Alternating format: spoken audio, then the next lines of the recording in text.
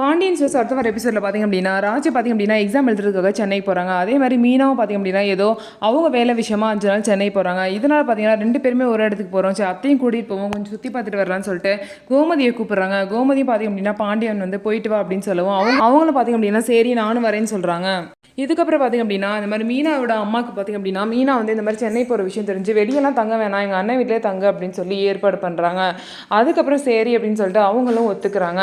இன்னும் சரி பார்த்திங்க அப்படின்னா ராஜ் வந்து எக்ஸாம் எழுத போகிறேன், நீ கூட வா அப்படின்னு சொல்லிட்டு கதிரை கேட்கும்போது புரிஞ்சுக்கோ என்னால் இப்போ வர முடியாது, இந்த மாதிரி யாரோ ஒருத்தவங்களுக்கு உடம்பு சரியில்லை அப்படின்னு சொல்கிறாங்க.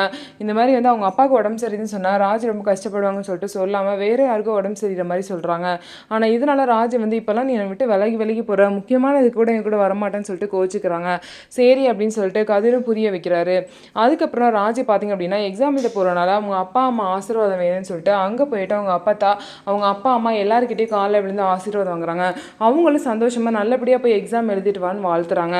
ஸோ இதுக்கப்புறம் என்ன நடக்க போகுது, ராஜி நல்லபடியாக எக்ஸாம் எழுதி போலீஸ் ஆயிடுவாங்களா அப்படின்னு சொல்லிட்டு வெயிட் பண்ணி பார்க்கலாம். நம்ம வீடியோ உங்களுக்கு பிடிச்சிருந்தா நம்ம வீடியோவை லைக் பண்ணிக்கோங்க, மறக்காமல் நம்மளோட சேனலில் சப்ஸ்கிரைப் பண்ணிட்டு பாருங்கள்.